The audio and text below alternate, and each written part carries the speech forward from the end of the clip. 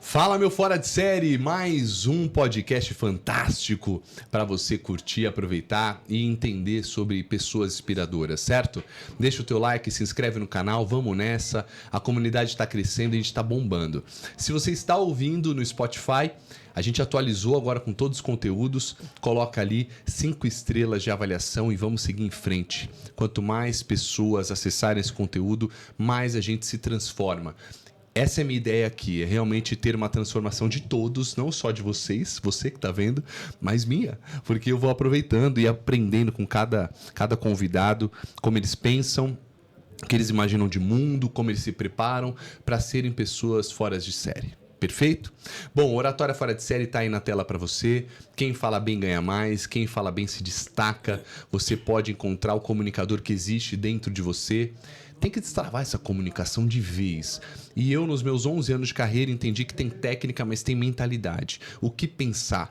Dane-se o que estão pensando. Você tem que estar ali preenchido, transbordando confiança, e por isso que eu criei o Oratória Fora de Série. QR Code está por aí, tem também o link na descrição para você aproveitar condições especiais de lançamento. Perfeito? Agora, por favor, meu diretor, plano geral, please. Temos aqui Karina Chernakov, psicóloga clínica licenciada na Flórida e mediadora familiar pela Suprema Corte da Flórida. Toma essa. Na cara, você tá bem? Tudo jóia. Obrigado muito por ter obrigada. vindo. Que é isso? Obrigada a você por ter me recebido aqui. Já tá adaptado ao jet lag e tal? Quantos dias você tá aqui? Hoje já fazem o quê? Eu acho que 10 dias. Já faz 10 dias. 10 dias. Então, de volta à vida real. De vez em quando você vem pro Brasil ou não? Como de vez em quando. É? Geralmente eu vou para Recife, porque Tá. minha mãe é de lá e nós somos de lá. Uhum. E eu ia mais para Recife. Mas agora, com tanto trabalho, com tanta... Não só podcast, mas com tanto treinamento, que eu faço muito treinamento... Tenho vindo mais para São Paulo também. Coisa boa. Vamos lá, pra galera entender melhor. O que você faz? Bom, o que é que eu faço? É uma pergunta boa essa. Eu sou psicóloga, licenciada na Flórida. Como eu vou muito para a área de trauma, de abuso, eu enveredei também para fazer resgate internacional de criança sequestrada ou mulheres que foram roubadas para tráfico humano. Eu também sou, como você falou aí, mediadora da Corte Suprema da Flórida. Então, trabalho muito com casais em disputa de custódia dos filhos. Então, vamos resolver... Tô divorciando, tô me separando, quero saber com quem vai ficar o filho, com quem vai ficar a propriedade. Eu vou para evitar que a coisa fique mais litigiosa e vá para um advogado. Ah, tá. Você... Entendi. Por isso que é tipo uma mediadora mesmo. Uma mediadora mesmo. Perfeito. Só que lá a gente chama mediadora pela Corte Suprema, porque eu posso fazer mediação de família ou posso fazer mediação de... que a gente chama vara de empresa, vara empresarial, né? Então, também, os sócios estão brigando, a empresa está se dissolvendo ou está tendo uma aquisição de empresa e eu vou para mediar isso também.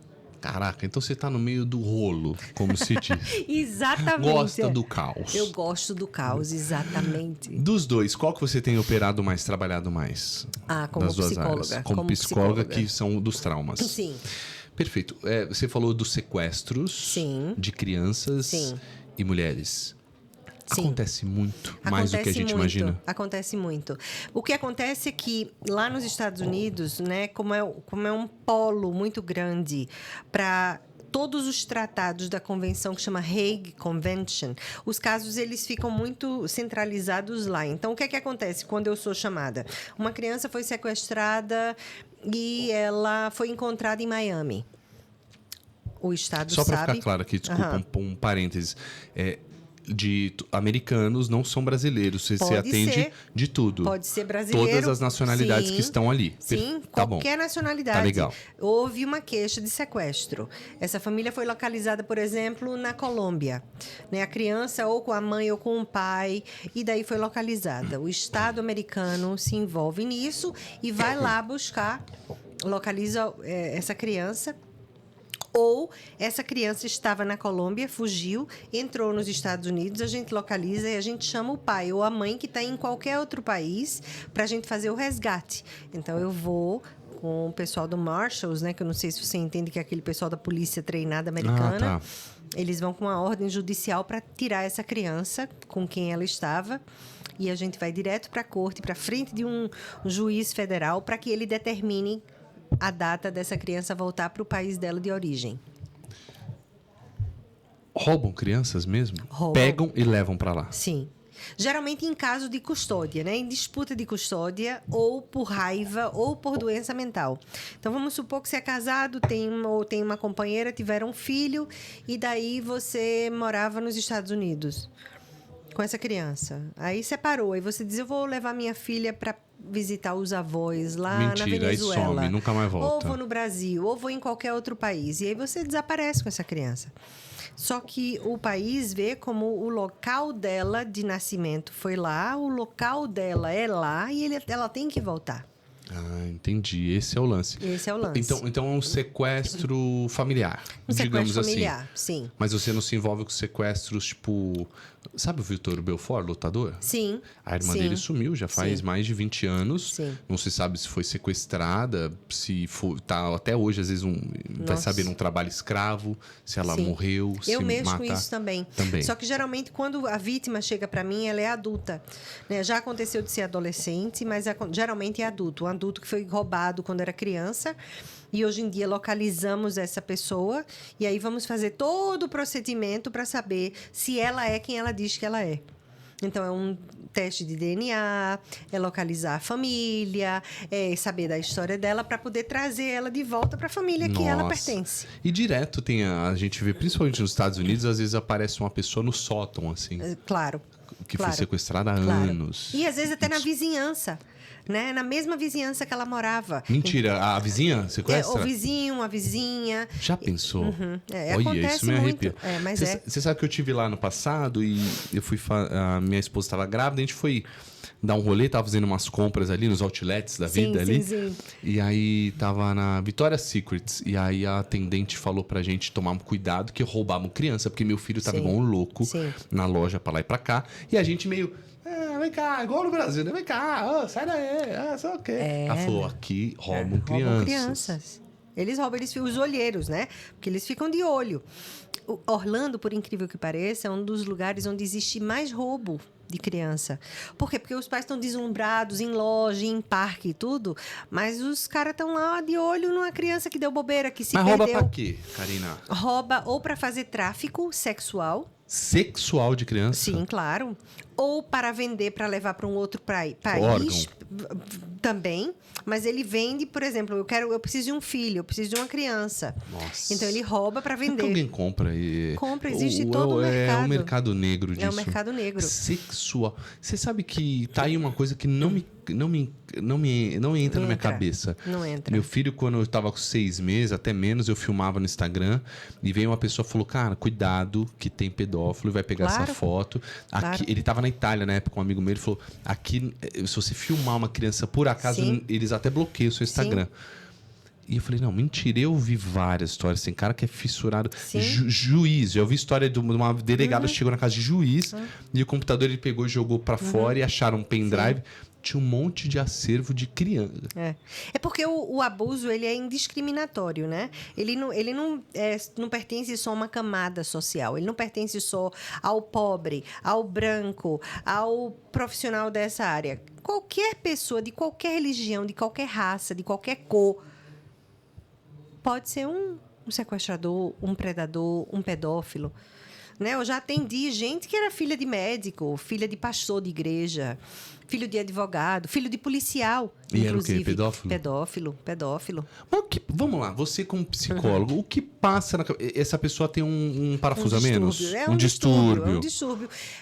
A gente não tem normal. como... claro, a gente não tem como dar um diagnóstico, né? Mas a gente sabe que a pedofilia já existe um código, né, para ela. Ele tem um distúrbio. Ele se excita com aquela faixa etária, ou o tipo, ou a idade. Então, alguma coisa que atrai ele. Inclusive, tem muitos homens que se aproximam de mulheres com essas características por causa da criança. Ah, que isso. Eu vou te falar, vontade de matar. É um mundo muito louco. Mas quando se fala distúrbio, a gente pode comparar qual outro distúrbio? Só pra gente entender o que é um distúrbio. Um distúrbio é uma doença, é uma doença mental. Não é uma doença mental no sentido como a gente entende, mas, por exemplo, é aquilo que sai do que a gente chama da normalidade. Dependendo da intensidade, da frequência e da duração do que aquilo acontece. Então, Perfeito. Existem doenças mentais, como depressão e ansiedade, e existem alguns outros distúrbios de personalidade, como o narcisista, como a pessoa borderline, como o antissocial. Então, o mundo da psique humana é muito complexo, né? Ele é muito vasto. Quando você vê um perfil como esse, né? Como um perfil do stalker ou um perfil de um abusador, um pedófilo, ele tem certas características ali que determinam que ele não é comum ou normal, né, entre aspas, como você, como eu, como ela. Quais características? Qual o checklist de um pedófilo? Ele vai se aproximar... Tem alguém que está ouvindo agora e consegue talvez ouvir o que você vai falar e já falar, será? A sedução é uma delas, né? A sedução, por exemplo, um adulto, é o que eu sempre falo, o adulto não é amiguinho da criança. Um adulto pode brincar um minuto ou outro, fazer uma gracinha, mas um adulto não é amigo da criança. O adulto não para a vida dele para brincar com criança. Se você vê uma pessoa que dedica muito tempo a estar com criança, um adulto que tem muita coisa em casa para crianças, mas não tem filho... Michael Jackson. Certeza. Você... vamos falar? Porque você veja, tem várias... A gente não pode dizer porque a gente não tem evidência para aquilo, Ele não vai me né? processar porque não vai nem ouvir, vai nem entender. Em português ele tá morto. Mas para mim era pedófilo. Exato. Então você veja, tem coisas na casa, tem coisas no escritório, tem um desejo maior de estar junto, né? Quer se voluntariar, por exemplo, para tomar conta, para ser babá. Quer se voluntariar, você é amigo da família. Não, deixa lá em casa, eu brinco, né? E é aquele que vai seduzir a criança. Então, cria-se o que a gente chama de grooming. Grooming é a sedução de dizer assim, olha, eu vou te mostrar uma coisa, mas fica só entre a gente, porque ninguém mais vai entender. A gente já tem essa aliança aqui, eu e você. Aí ele deixa, assim, à toa, uma revista pornográfica junto, ele coloca um filminho que já tem um conteúdo meio que sexual. Que ódio, né, pois é. Que nojo, vamos que brincar ódio. de massagem, vamos brincar de médico, vamos brincar de coisas que vão começar a seduzir essa criança. Né? Essa é a sedução dele. E daí ele começa a fazer a manipulação, que é comum, né? Fazer a manipulação e até para fazer a questão da ameaça. Né? Se você falar, ninguém vai lhe entender, ninguém vai aceitar, ninguém vai acreditar. Então, isso é uma coisa só entre a gente. Não fala, porque se você falar, eu mato sua mãe, eu mato seu pai. Ou se você falar, você vai perder os privilégios que eu te dou, porque tem muito adulto que dá presente, né? Outra característica, um adulto... Imagina você ter um amigo seu que frequenta a sua casa. Se você tem filha, ele vai lá, ele sempre leva um presente para a filha. Ele sempre, quando ela vai na casa dele visitar, nossa, eu trouxe uma coisa aqui que você ama, que você adora, sua caixa de chocolate preferida. Aí a criança começa, eu quero ir para casa do titio, eu adoro a casa do titio.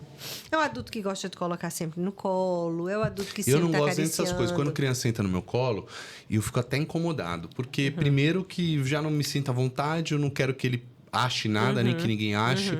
Outro dia eu moro em Santos, aí eu tava na praia com meu filho, de repente chegou um molequinho, começou a querer brincar com a gente, começou a meio que pular em mim, querer brincar comigo. Eu peguei e saí fora, porque... Cara, eu não conheço aquele moleque. Exato. Se fosse meu filho na água, eu vejo um cavalo grande como eu, brincando com meu filho, pegando ele, jogando pra cá, pra lá, eu não ia gostar. Estranho. É estranho. Então, eu não consigo entender essas coisas. E tudo isso vem com uma intenção de desensitizar a criança. Então, quando eu começo a brincar com você, eu começo a pegar em você. Eu começo a desensitizar você. Eu começo a fazer com que você entenda que aquela nossa relação, aquele nosso contato, ele é normal. Então, eu começo a pegar no braço, aí depois eu começo a pegar no ombro, aí eu começo a pegar na barriga, aí eu faço você fazer cosquinha na minha cabeça, aí você pega no meu peito, aí você vai pegar nos meus pés, então, e aí você vai desensitizando, né? A criança, muitas vezes, nem percebe. Quando ela vê, ela já está toda envolvida claro. ali naquilo, né? Nossa, que lixo, mano. É uma teia Ser humano de lixo. É um lixo. Você sabe que eu era moleque? Não tão moleque assim, eu tinha uns... uns 15, 16 anos, e eu jogava futebol, tava ali em Guarulhos, indo pro Bosque Maia. Passou uma doblô adesivada e passou um cara e ele me abordou e falou assim: pô, eu trabalho com TV, sei lá o quê, Nelsinho Leite. Não sei nem se tá vivo esse vagabundo, né? E aí ele me encontrou e falou: não, e eu tenho um programa de TV, coisa e tal. Eu fui treinar futebol no Bosque Maia, um treino físico. Aí eu falei com o meu professor: você conhece tal de Nelsinho Leite? Ele falou que um rapaz ia vir me buscar aqui e tal, pra ir no programa. Eu falei: cara, eu conheço, ele tem um programa mesmo. Daqui de Guarulhos e tal. Eu falei: o cara me chamou. Aí um cara foi, me buscou e me levou lá na produtora. Era uma produtora, tinha foto, beleza. Claro. E entrou, aí veio um vagabundo. Começou. Não, porque vem as crianças... não criança. Eu levo pra viajar os jovens, a gente faz umas gravações e tal.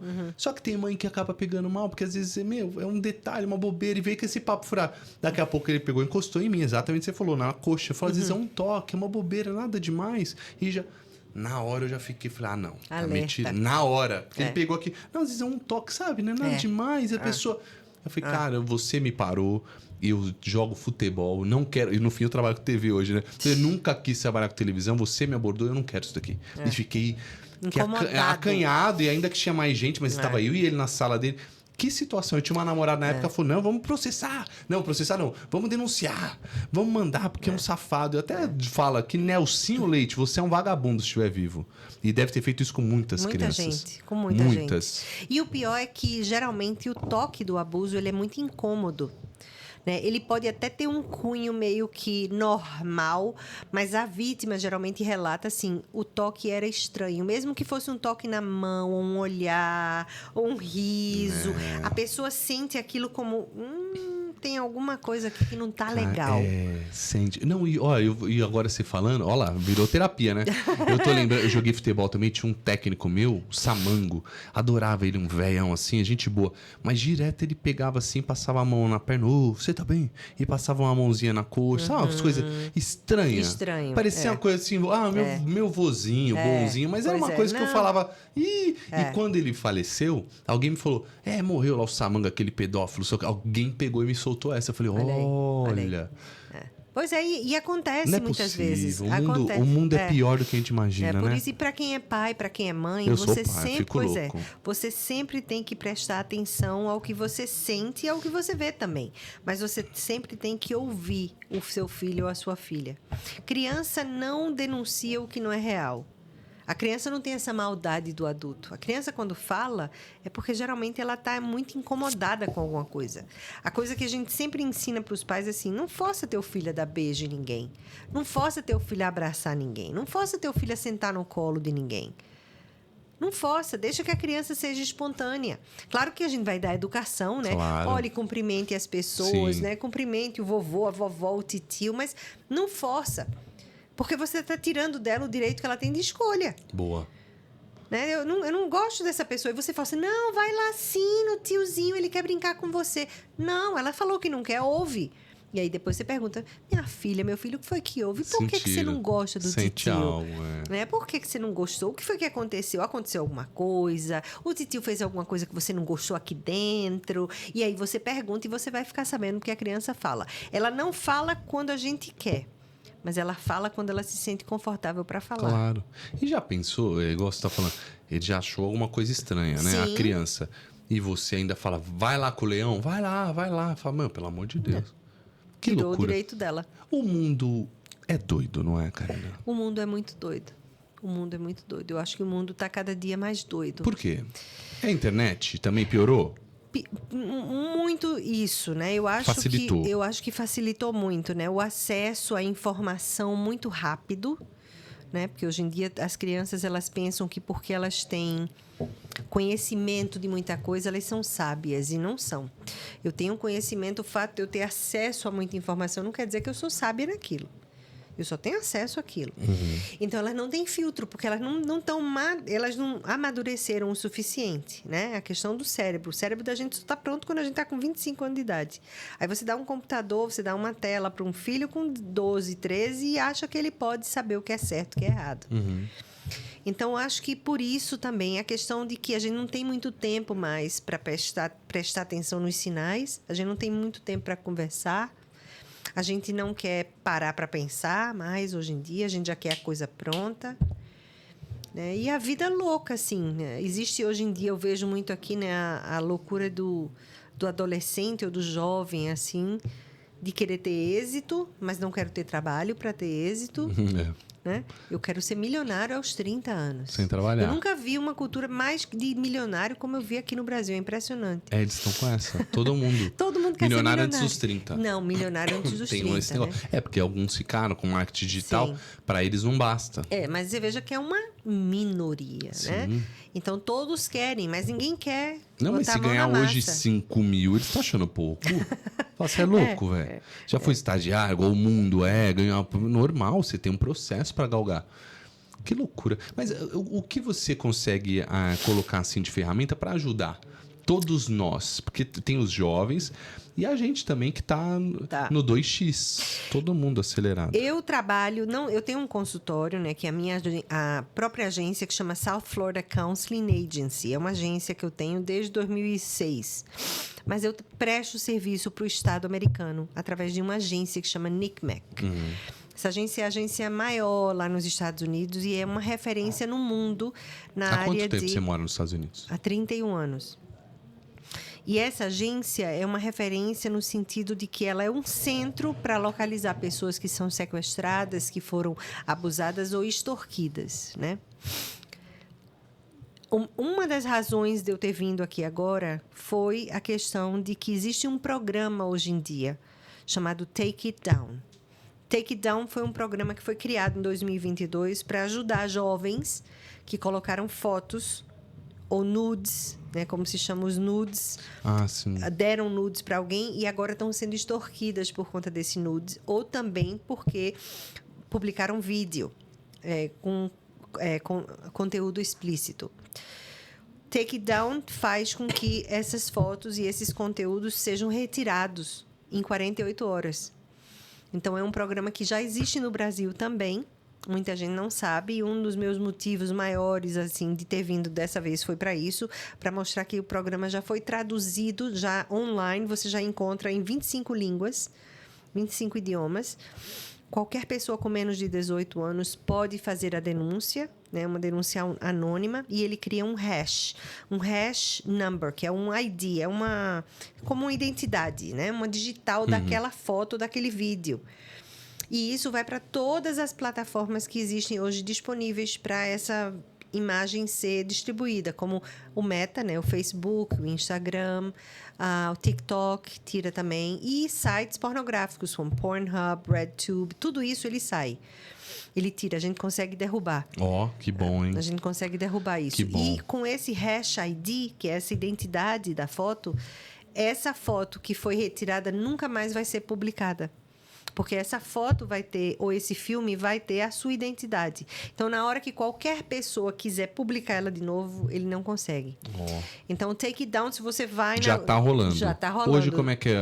Para quem tá ouvindo aqui, quem acessar um Google e colocar nudes, ou colocar Take It Down, ou colocar foto pornográfica, conteúdo explícito. Já vai vir o patrocinado já ali. Entra ali o patrocinado, que é o NCMEC, vai ser o primeiro de todos, e ele entra nisso de forma gratuita, é um programa gratuito, ele vai assistir um videozinho que mostra no começo, e ele tutorial.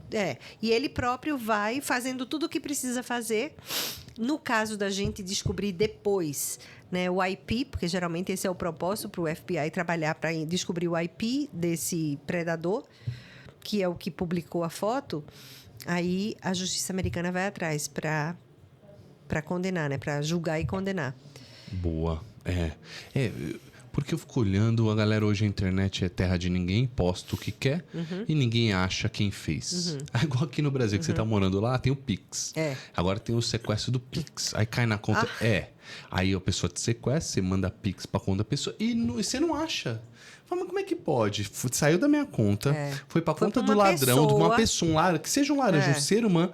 E você não encontra. Como, né? Não sei se é porque não encontra. Eu acho que é porque ainda não descobriram uma maneira para realmente encontrar. Porque encontrar não é o problema. O problema é que você tem que encontrar e você tem que punir. A questão é que nos Estados Unidos a lei ela realmente é cumprida. Funciona. Né? Ela funciona. Você não tem só a lei para ela ficar bonitinha. Você tem a lei para você cumprir. Eu estou trabalhando agora com 3 moças que estão envolvidas com isso, a questão dessa extorsão online, que são todas do mesmo predador. Ele foi pego com mais de 200 pessoas que ele estava extorquindo para pegar dinheiro e para pegar mais fotos. E a forma como a mãe desconfiou disso é porque a menina estava recebendo muita reclamação da escola que ela dormia na aula. Ela dormia. Mas ela dormia por quê? Porque à noite ela estava falando com ele. Porque à noite ela estava falando e mandando foto e vídeo para ele. Então ele não deixava ela dormir. Ah, então peraí. Esse que é o ponto. Não é que ele trabalha com o que ele já tem, ele continua pedindo mais. Porque se você não mandar, eu vou liberar para a escola. Todo mundo da sua escola vai saber. Eu vou liberar para toda a sua família. Eu vou colocar na vizinhança. Eu vou começar a fazer cartaz. Então, você vai ter que mandar mais fotos para poder você sair dessa. E nisso, para uma criança, né, uma adolescente super suscetível, ela acha que isso vai acontecer. Então, além disso estar acontecendo, o número de suicídio tem aumentado e muito entre jovens de 11 a 18. Por conta disso, principalmente em meninos. Aumentou em 11% o suicídio em menino. Menino? Em rapaz. Por quê? Porque eles mandam o nude ou eles mandam o vídeo e depois, pronto, acabou. Aí agora você não tem que me mandar mais, porque senão eu vou mostrar para a diretora da tua escola, eu vou ir lá, isso é muito sério, né? Eu vou colocar na escola inteira, você nunca vai entrar na universidade, todo mundo vai saber. E para o menino, assim, como é que eu paguei esse mico? Como é que eu caí nessa?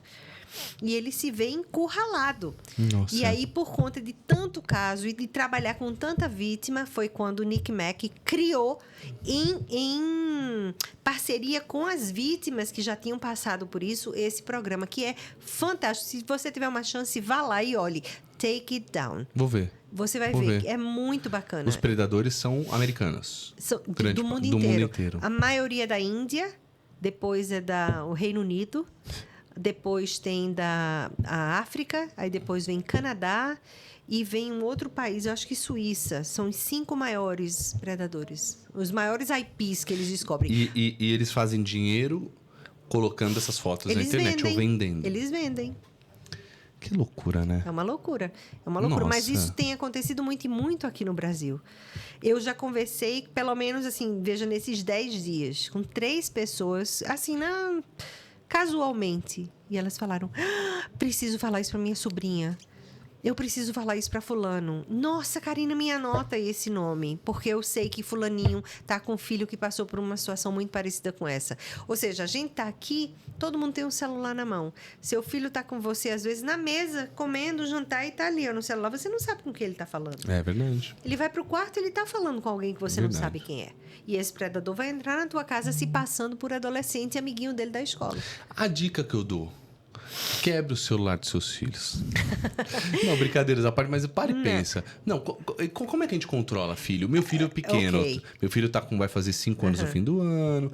Ele mal vê tela. Sim. Esse negócio de ter celular não tem. Sim. Tablet Sim, não bem. vê. É só hora ou outra, de verdade, para facilitar uma refeição, juro. Almoço e janta, porque vamos comer um pouquinho, ver um pouquinho de desenho, meia horinha ali. Meia horinha 2 vezes ao dia, no máximo. E olhe lá. Mas é muito pouco. A gente não gosta disso. E se a gente tá viciado, abre para ver nada. Toda hora notificação de nada. Imagina uma criança. Uma criança. A gente ainda não tem o controle disso. Acho que vai estourar e o mundo vai ficar doente também de novo. Mas o que você deixa de sugestão pra gente cuidar de filho? Computador, celular, iPad, iPod. Bem como um carro que se dá a um filho. É um privilégio, não é? Sim. Privilégio você dá e você tira. O que não pode é você ficar refém de um privilégio. Você deu um privilégio. Se não está funcionando, você tira. O pai, hoje em dia, se sente refém daquilo. Porque o filho diz, me ameaça morrer. Vou morrer.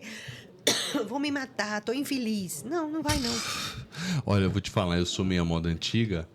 Lógico, meu filho é pequeno ainda, tem 4, 5, mas tem hora que eu dou umas pedreiradas, né? Desculpa até o termo, desculpem os pedreiros, mas é um termo famoso e antigo aí, né? Mas a minha esposa ficou olhando assim e falou, cara, estamos criando um homem, um bom cidadão. Ele tem que aprender de moleque, tem que entender que tem certo e errado, ônus e bônus. Sim. Perdeu, ele tem que aprender que existe uma coisa chamada insatisfação, Boa. frustração, e que a vida é cheia disso. Ele vai ter que aprender a lidar com o não. A melhor época é isso, é a infância e a adolescência. Porque lá fora não vai ter você para proteger mais. Não. Então, o privilégio, dê um celular, dá o tempo, restringe. Dê um iPad, dê um computador, dê alguma coisa para ele, restringe o tempo. Procura saber quem é que é o amiguinho, com quem você está falando, coloca filtro, coloca os bloqueios, que tem hoje em dia 1000 programas de bloquear para coisas que eles não estão preparados para ver. Não tem problema fazer isso. Ai, por que ele vai pensar? Porque o amiguinho não importa. Eu tô cagando. Não Quem importa. manda sou eu. Exatamente. Não importa. Na tua casa, a lei é tua. Quem manda sou eu. A regra é tua. Exatamente isso. Que doido, Bom, muito bem. Aprendemos um pouquinho e aí ficamos assustados um pouquinho também. Acontece. Agora vamos falar sobre você? Vamos embora. 31 anos morando lá nos Estados Unidos. Sim. Por que tirou isso na cabeça? Ir para lá? Qual o motivo? Eu sempre tive muita vontade de morar fora do Brasil quando eu estava estudando na faculdade ainda. Acho que até na época do colegial eu sempre tive vontade de morar fora. Quando eu estava terminando a faculdade, eu conheci o meu ex-marido. E ele já morava nos Estados Unidos. E foi quando casamos e ele falou, vamos voltar para os Estados Unidos. Ele era gringo? Não, ele era de Recife, inclusive. De Recife também, tá. E daí eu casei, fomos para lá. Uma vez que você vai para os Estados Unidos, né? Quem está lá há muito tempo sabe, é muito difícil voltar. Primeiro porque a gente, quando volta, nunca reencontra o que deixou. Né? Nunca, ali é com tudo. A gente nunca reencontra o que a gente deixou para trás. Sempre a gente encontra alguma coisa nova. Segundo, que você começa a fazer raízes, né? Porque aí os filhos vão nascendo, aí começam a atender escola, aí começa a fazer amiguinho. Você começa a criar uma rede de contato, de pessoas, de apoio. Tal. Aí você começa a estudar. Porque eu fui para lá e fui fazer mestrado, fui fazer pós-graduação, fui fazer isso, aquilo. Então você começa a criar vínculos, raízes, né? E quando a gente volta para o Brasil, é ótimo, maravilhoso, porque a gente vem e mata a saudade, mas a gente quer voltar para lá. Lógico, a nossa casa. E hoje em dia eu morei mais tempo nos Estados Unidos do que eu morei no Brasil. Então, a minha casa já é lá, realmente, né? E eu gosto do funcionamento. Eu amo os Estados Unidos. Eu gosto muito do Brasil. Eu amo os Estados Unidos. Porque eu acho a forma como a gente vive lá muito mais prática. Por exemplo... Tudo é feito para funcionar. Enquanto que aqui tudo é feito para que alguém te explique por que não funciona. Boa. Né? Boa. Lá tudo é feito para funcionar. Você vai num banco, você vai resolver um problema. Lá ela vai chamar a gerente para dizer por que não está funcionando naquele dia. Então você lá resolve problema. É aquela coisa do preto no branco. Problema, solução. Aqui é o preto, os 50 Shades of Grey e o branco, né? Que vão explicar para você os 50 tons de cinza e o branco, né? Então, eu gosto dessa praticidade, eu gosto da segurança, eu gosto da calma. Por incrível que pareça, eu gosto da calma de lá. Eu gosto da forma como as pessoas se relacionam. Eu gosto do poder dizer não e não sentir culpa. Né? E de receber um não e entender aquilo na boa. Porque é mais fácil, eles dão um não mais fácil. Muito mais fácil. Você quer dizer o quê? Com uma visita? Vamos lá em casa esse final de semana? Não. Não. Tá bom, então vamos no outro. Ok. Ou eles fazem uma coisa que eles dizem rain check. Rain check é assim, não vou dessa vez, mas eu vou na outra. Né? Coisa que aqui a gente dá o não e justifica. Né? Ou às vezes tem uma coisa muito interessante que é assim, eu vou ver e te falo. Que é uma mentira. Né? Eu vou ver e te falo porque já é o não. Então eu gosto da coisa da praticidade, porque eu libero você. Tô falando não para você, eu te liberei. E o não é uma sentença completa. Não é uma frase completa. Não e ponto. Enquanto que quando eu justifico o não, aquilo é passível para questionamento. Quando você diz, olha, Karine, eu acho que não vai dar, porque nesse final de semana eu tenho que ir lá naquele lugar. Não, mas vai no outro final de semana, fulano. Não, é porque esse final de semana minha mãe vai lá. Ou fala com a tua mãe para ir no outro. Então você fica aqui, dá margem para o questionamento. E o não te libera. O não é livre. O não é livre. O não é beleza. O não é maravilhoso. É uma beleza. O não é maravilha. A gente tem que usar mais nãos aqui. Então, eu li um livro, Essencialismo, e fala desse poder do não. Sim. Da gente falar não e não. Sim. E às vezes a pessoa quer te visitar e você tá cansadérrimo. E a pessoa chega lá, você maltrata essa pessoa, era só você ter falado não. Não. Posso ir hoje na sua casa? Não. Hoje eu tô cansado, pode ser amanhã? Sim, perfeito. Você teria poupado. Perfeito. Uma treta, um maltrato. Sim. E o não, aquele não dali não significa que ela não gosta de você, que ela não quer ir na sua casa. Significa só que naquele momento Não. aquilo não é conveniente mais. Boa. E isso é uma coisa interessante porque esse não determina muito limite. Muito limite, que é coisa que às vezes a gente falha um pouco nisso. Como o meu mundo é o mundo do abuso, e eu estou sempre ensinando as pessoas a colocar um limite um pouco mais estabelecido, na hora que você aprende a lidar com esse não, meu Deus do céu, a vida fica mais bela. Leve, a vida prático, fica mais objetivo. bela. Imagina. É uma maravilha. Imagina. Agora, a mentalidade.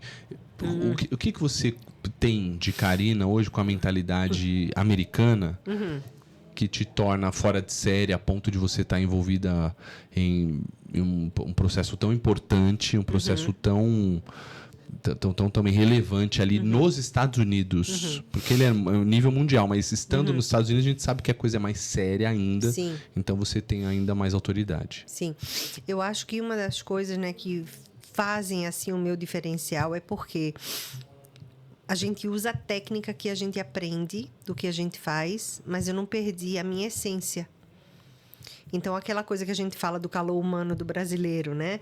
Aquela coisa do chamego que a gente tem com as pessoas, o contato que a gente tem, a força de vida, a energia que a gente tem de brasileiro. E quando você acopla isso com a técnica, aí você tá... Aí é a perfeição.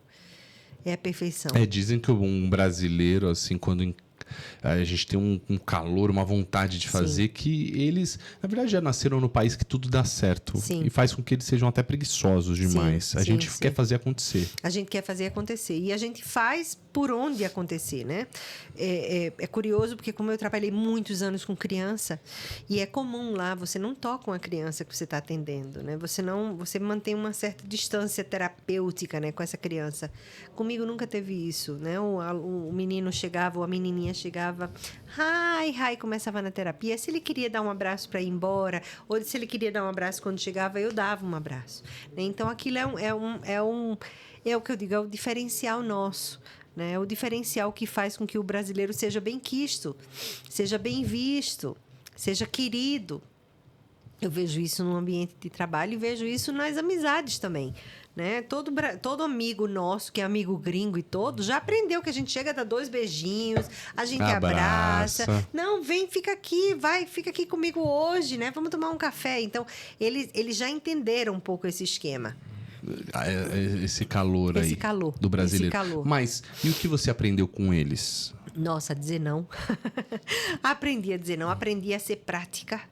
Aprendi muito a praticidade. A ver um problema e não dramatizar, não romantizar, mas resolver. Depois eu vou cuidar do emocional, mas na hora que tem um problema, eu vou resolver. O que mais que eu aprendi? Aprendi a ser mais objetiva, mais sincera, mais assim, mais... papo reto. Papo reto, né? Aprendi muito sobre a diferença entre gerenciamento e liderança. Aprendi muito isso também. Entra mais fundo nisso. Eu dou muito treinamento também para a empresa, né? Para pessoas que têm ou empresa ou que fazem parte de uma empresa.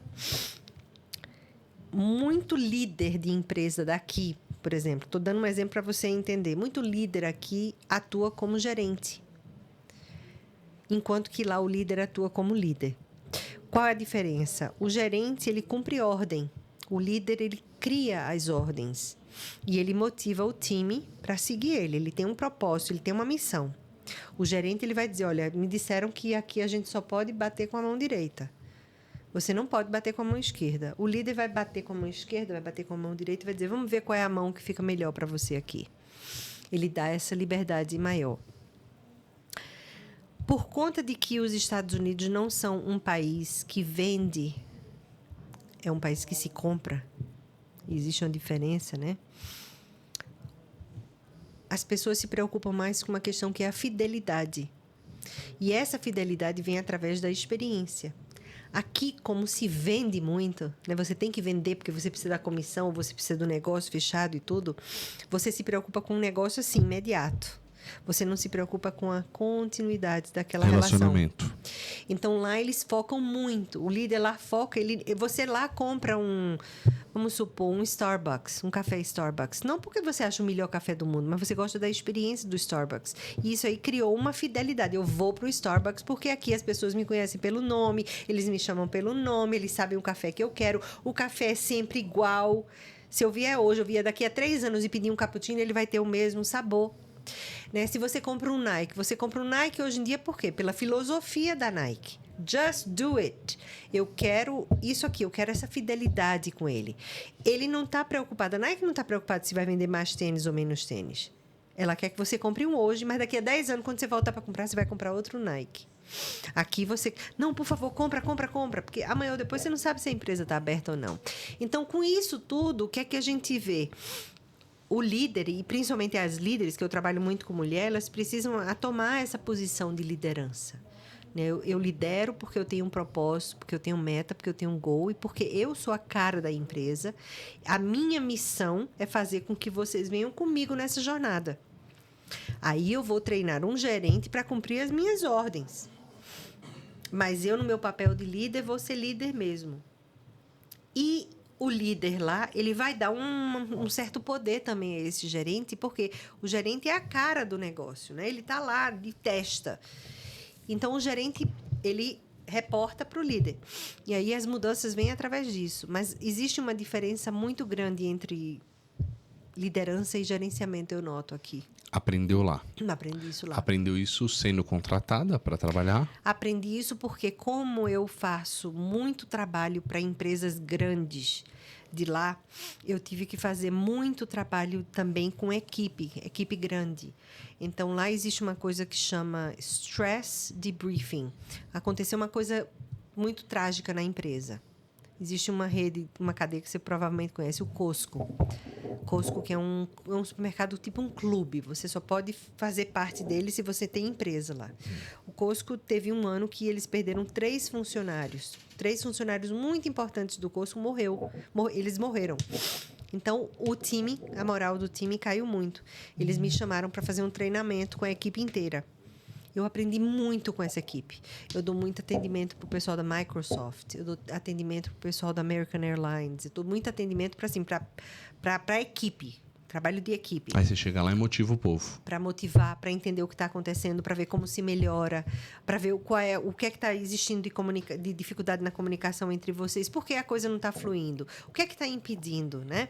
Ou porque os funcionários estão desmotivados, não estão muito...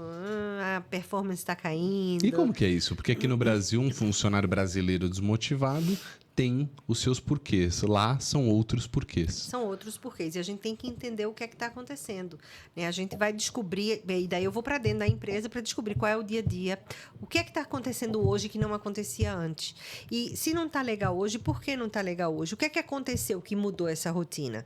E aí você começa a entender... É uma árvore que a gente faz, né? Para dar um exemplo. Quais são as ramificações disso aqui. Para chegar naquela causa maior e ver, nesse processo, o que é que a gente pode otimizar para fazer com que você não volte na performance anterior, mas que você vá mais para frente ainda. Boa. Né? Porque a gente não volta para aquilo que a gente deixou. Lembra Sim. disso? A gente não volta para aquilo que a gente deixou, mas a gente vai adiante. E esse é o propósito da empresa quando chama, né, a gente para ir para lá para fazer treinamento. É isso, ó. Tá acontecendo alguma coisa com o meu time. Às vezes é uma pessoa, às vezes são várias, às vezes são uns cliquezinhos entre eles, às vezes existe uma questão ali que a gente não está entendendo, que está sabotando, né, o andamento da empresa, e a gente vai trabalhar nisso aí. Chama Appreciative Leadership, que é uma liderança com apreço ao ser humano. Se está acontecendo alguma coisa com você hoje, provavelmente não é só do trabalho, é alguma coisa pessoal contigo que não está legal. Vamos descobrir o que é para melhorar. Muito legal, muito bom. Mentalidade, o que mais você aprendeu com os americanos? aprendi sobre finanças, aprendi sobre investimento, que você lá trabalhando e trabalhando bem, você cuida de você. Você não espera que o Estado cuide, muito embora o Estado cuida, mas você cuida de você. Você não depende. Aqui é o contrário, Pois aqui o povo já nasce esperando. e por uma crença, não, trabalha no emprego até o fim da vida, aposenta. Aqui não. E a gente não. tá. Isso não é sustentável, a gente já sabe que cada um tem que cuidar do seu próprio nariz. Lá já Exatamente. são assim. Você já começa como adolescente fazendo poupança, né? Você já começa uma adolescente sabendo que você precisa guardar dinheiro. Você já começa investindo, né? Não é guardar em poupança, mas assim, eu preciso começar a investir. Então, é muito comum o adolescente, o pai abre a conta, que é a conta do college, e ele já começa a entender que aquilo ali pode render, pode, né, ter aprendido a força do trabalho, que é muito legal você trabalhar e ser recompensado pelo seu trabalho. Lá o dinheiro vale mesmo. Lá o dinheiro vale mesmo. Então, O sonho americano. Meu amigo mora lá agora, em Orlando mesmo, e ele fala, cara, aqui dá certo. Porque você trabalha e rende. E quando você é criativo, é melhor ainda, né? Porque você pode gerar alguma coisa que ainda não Sim. existe. E eles dão valor a isso. E ele até agora está fazendo mentoria na parte física, de a galera secar a barriga para imigrantes brasileiros e tal. Mas o grande ponto, ele falou, cara, a gente acha que vem para cá, tem que só que ter subemprego. Não. Trabalhar de pedreiro, de garçom, de sei lá o quê, e a gente pode realizar muito mais com criatividade. Sim, que você falou que agora. sim, claro. É o que eles estão esperando. Claro, é na hora que você chega com um diferencial, né, alguma coisa que você leva para lá, eles dão maior valor. Porque não tem ainda, e eles estimulam isso. Legal. É muito bacana quando a gente vê, né, uma amiga minha foi lá agora e o filho tinha acabado de graduar. Fez medicina, graduar, se formar. Acabou de se formar em medicina. Aqui. E aí o meu vizinho estava chegando em casa e ela, ai, que bom, tá com visita. Eu falei, tô aqui com a minha amiga que tá com o filho e a filha. O menino acabou de se formar em medicina, a filha dela tá se formando agora em arquitetura e tudo. E ele, nossa, que espetáculo, boa sorte para você. Eles acham isso assim o máximo. E aí na hora que você vê isso lá num jovem, eles valorizam. Nossa, se precisar de qualquer coisa, eu tenho um amigo que trabalha no hospital tal. Olha, se você precisar de qualquer coisa, eu tenho um amigo que... Eles querem ver você progredir. Né? Não é como aqui, formou, tá tão besta. Tá aqui é verdade. Vem um julgamento. Eu tenho uma amiga da família da minha esposa, ela mora lá há quase 30 anos também, casada com um americano, mora em Boston, o Peter, e ele é assim, que legal, e ele fala, que legal que você tá fazendo isso, eles vibram. Felipe, fala tudo. Eles vibram. Eles vibram com isso. Vibra. Que legal. É muito bom. Muito bom. Agora, pra gente encerrar, Karina, pra uma pessoa ser fora de série, o que ela precisa ter de mentalidade? O que eu falo não é nem ter de recursos, porque nem todo mundo tem. Quem tá ouvindo agora, às vezes, não tem nada. Mas o que ela precisa ter de mentalidade para que ela desenvolva? O que você colocaria assim, ou ter ou fazer? Curiosa essa sua pergunta, né? Porque eu acho que existem pessoas que têm um chip da felicidade dentro delas. Elas nascem com isso. Ela tem um chip da felicidade e outros não têm. No meu caso, por exemplo, como psicóloga, e eu dou supervisão a muita psicóloga, eu digo, eu quero que quando você acabar o estágio comigo, você não seja uma psicóloga, que você seja uma super psicóloga. Não adianta fazer só o que todo mundo faz. Se você não é gente para entender a dor da outra pessoa, você vai fazer o que todo mundo faz. No momento que você tem empatia e que você faz o seu diferencial, seja ele qual for, e você traz a esperança para outra pessoa, aí você realmente é fora de série, né? Aí eu acho que esse é o motivador para a gente viver. É muito fácil perder a esperança hoje em dia. É muito fácil. Tudo conduz à ansiedade, à depressão e à falta de esperança, hoje em dia, na vida da gente. E você encontrar pessoas que digam assim, Felipe, tá passando por isso, tá difícil. Você vai sair disso, eu vou te ajudar. Felipe, nem se preocupa. Eu vou te dar uma força nisso.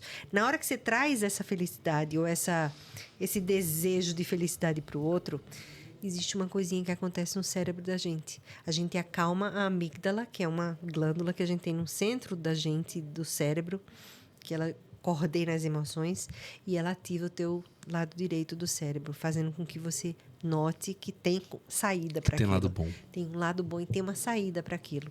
Então, trazer esse chip da felicidade para o outro é maravilhoso.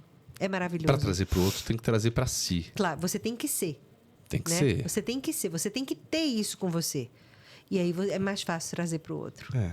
A minha esposa, eu falo, você tem raiva que eu sou feliz, gente, sou feliz, né? Você fica aí, até te incomoda. Ela dá risada. Ah, tem que ser, não é? A vida é boa demais, não é mesmo? A dificuldade é uma doença terminal, é o que a gente falou aí, algum filho sequestrado, sim, é um pedófilo. Isso é uma doença, velho.